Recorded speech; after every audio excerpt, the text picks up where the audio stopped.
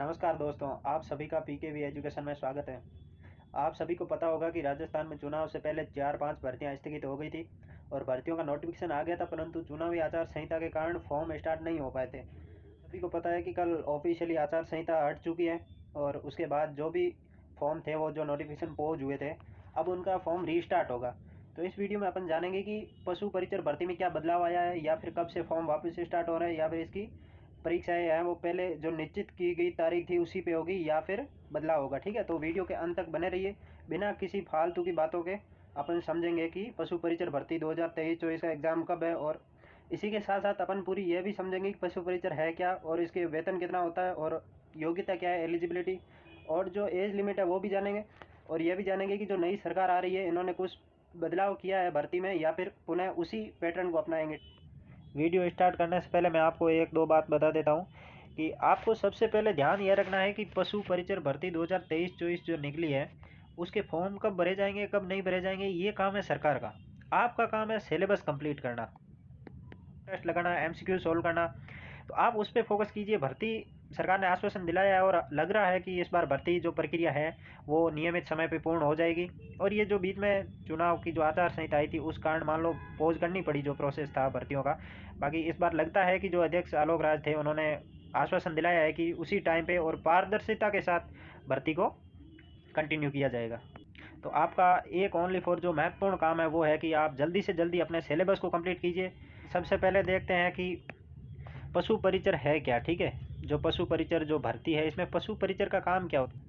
तो सिंपल सी भाषा में अपन समझते हैं कि पशु परिचर वो होते हैं जो मंत्रालय के द्वारा चलाई जाने वाली नई नई योजनाएं होती हैं उनको ग्रामीण लोगों तक पहुंचाना और ग्रामीण लोगों को प्रेरित करना कि उन योजनाओं को लाभ उठा सके। और इनके साथ ही साथ पशु परिचर का एक काम यह भी होता है कि पशु उपचार शिविरों का आयोजन करना। जो गांव में पशु उपचार शिविर होते हैं उनका आयोजन करना भी इनकी एक महत्वपूर्ण जिम्मेदारी होती है। तथा उस आयोजन में ये बताते हैं ग्रामीणों को कि पशुओं में होने वाले रोग, उनके इलाज के बारे में, उनके मान लो रोगों के रोकथाम के बारे में सही जानकारी देना।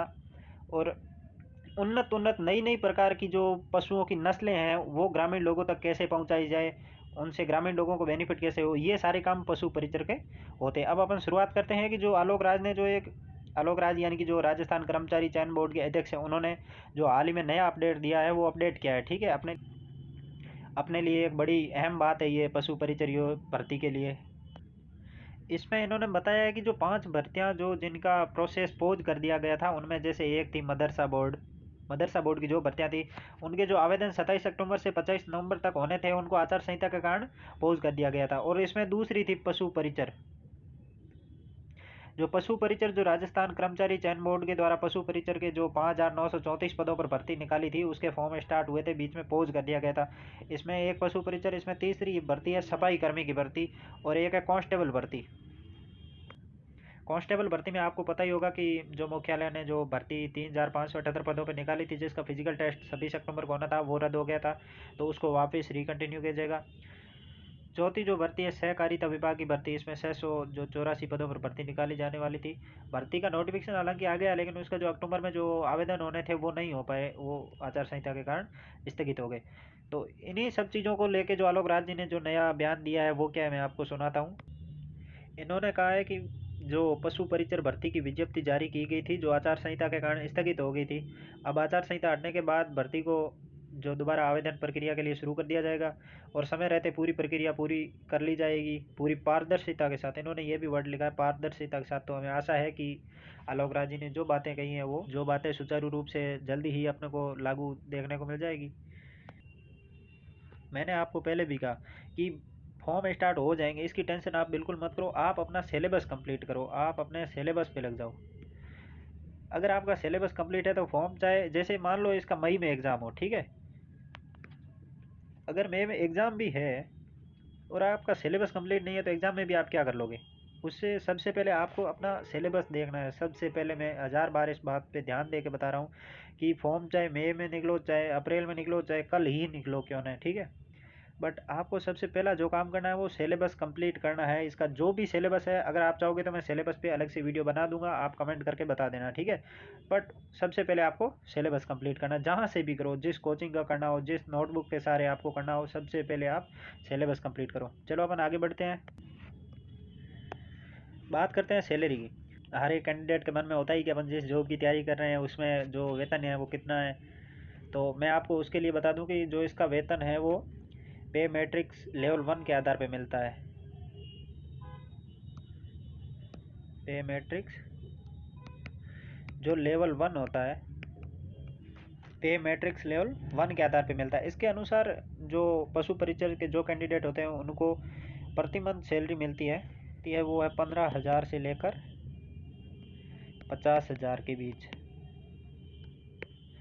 इसमें अगर सीधी सीधी बात करें तो आपको 25 से 30 हज़ार रुपये पर मंथ इन हैंड मिल जाएंगे। सैलरी अच्छी खासी है। इसके बाद अपन बात करते हैं योग्यता की। पशु परिचर परीक्षा के लिए योग्यता के लिए अगर बात की जाए तो इनके लिए ज़्यादा कुछ नहीं चाहिए, बस 10th पास हो। आपको 10th पास हो या फिर अगर 12th हो उसके बाद तो कुछ भी हो वो तो चलेगा ही, बट मिनिमम जो योग्यता है वो है 10th पास, पहली योग्यता। दूसरी योग्यता होगी कि आपको देवनागरी लिपि में हिंदी की समझ होनी चाहिए। देवनागरी लिपि में आपको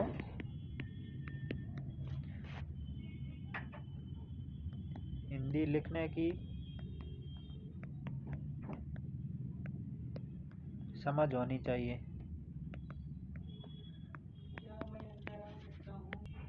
इसके बाद आपको मैं बता दूं कि जो तीसरा है वो बेसिक सा है कि आपको राजस्थान का कल्चर हो उसके बारे में आपको पता होना चाहिए। राजस्थान के जो आर्ट एंड कल्चर है उसके बारे में आपको पता हो।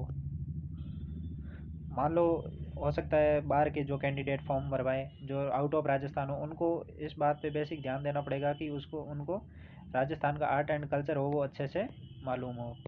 इसके बाद अपन बात करते हैं एज लिमिट की। तो एज लिमिट की अगर अपन बात करें तो इस भर्ती के लिए जो भी उम्मीदवार है उनको जो न्यूनतम आयु है वो है 18 वर्ष। ये न्यूनतम आयु, और जो मैक्सिमम उनको चाहिए चाहिए वो है 40 साल। मतलब आप 18 से 40 साल तक दे सकते हो। उसके बाद में जो नियम होते हैं उनके नियम के अनुसार अतिरिक्त आयु में छूट दी जाती है, जो कि राजस्थान की हर भर्तियों में होता है, 4 5 3 साल जो भी हो। उसके बाद अपन बात करते हैं नई सरकार ने क्या क्या बदलाव किया है। तो दोस्तों मैं आपको बता दूं कि इस बार सरकार ने इतना कुछ वो ऐसा नहीं किया है कि जो पहले की भर्तियां थी, जो कांग्रेस सरकार की जो भी भर्तियां थी कि उनको रोक दिया जाए, ऐसा कुछ नहीं है। इलेक्शन हो गए, इलेक्शन होने के बाद जो अध्यक्ष थे उन्होंने ये बयान दिया है, तो इससे अपन को ये लगता है कि ये सरकार उसी भर्तियों को आगे कंटिन्यू करेगी। तो आपको इस बात से बिल्कुल भी नहीं डरना है और आप अपनी पढ़ाई को फोकस रखो। उसके बाद एक बात छूट गई थी, वो थी कि फ़ीस क्या है, फॉर्म फीस। तो दोस्तों मैं आपको फीस बता दूं, ये होगी जनरल जनरल और जो अदर स्टेट के जो कैंडिडेट है उनके लिए रहेगा 700 रुपये, और जो लोग ओबीसी एमबीसी और जो ईडब्ल्यूएस के लोग हैं उनके लिए रहेगा 400 रुपये, और जो लोग SC ST के हैं उनके लिए रहेगा 400 रुपये। ठीक है। और अगर मान लो इसके बाद ये होता है कि आपने फॉर्म गलत भर दिया है, तो अगर फॉर्म में करेक्शन करना है तो करेक्शन का जो चार्जेज है, जो करेक्शन चार्ज वो रहेगा आपका 300 रुपये। तो आपको ये ध्यान रखना है कि गलतियाँ कम से कम हो। इसके बाद अपन बात करते हैं कि डॉक्यूमेंट क्या क्या चाहिए। ठीक है, आवश्यक डॉक्यूमेंट। तो डॉक्यूमेंट के लिए मैं आपको बता दूं कि जो डॉक्यूमेंट्स चाहिए,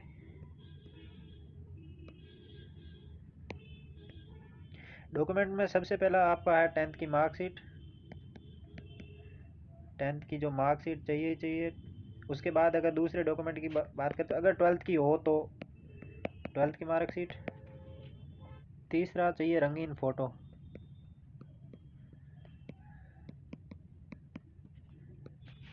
जो 3 महीने से पुराना नहीं हो।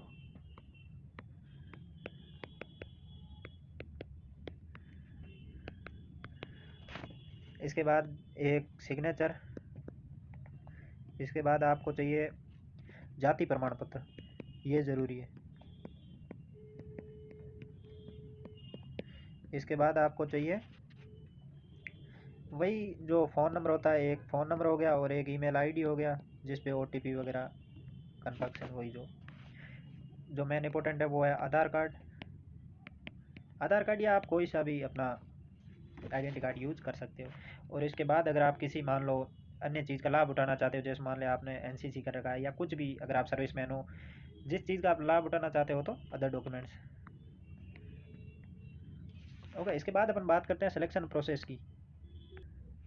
सिलेक्शन प्रोसेस की अगर अपन बात करें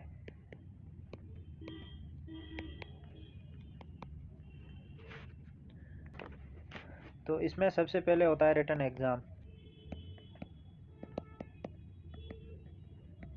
रिटन एग्ज़ाम, इसके बाद आपका होता है डॉक्यूमेंट वेरिफिकेशन, इसके बाद आपका होता है जो फाइनल मेरिट निकलती है वो, उसके बाद होगा आपका मेडिकल टेस्ट, फिर जो फाइनल लिस्ट आएगी उसमें आपका होगा सिलेक्शन। उसके लिए आप मेहनत करते रहिए और जुड़े रहिए दोस्तों। अगर आपको ऐसे ही वीडियो चाहिए जॉब अपडेट से रिलेटेड या सरकारी गवर्नमेंट जॉब से तैयारी से रिलेटेड, तो आप कमेंट करके बता दीजिएगा। जिस भी वीडियो की ज़्यादा रिक्वायरमेंट होगी वो वीडियो आपके सामने हम प्रस्तुत करेंगे, बिना किसी फालतू की बकवास के, न किसी कोचिंग का प्रचार, न किसी बुक का प्रचार। आपको सटीक जानकारी इस यूट्यूब चैनल के माध्यम से हम आपको प्रोवाइड करवाएंगे। थैंक यू दोस्तों।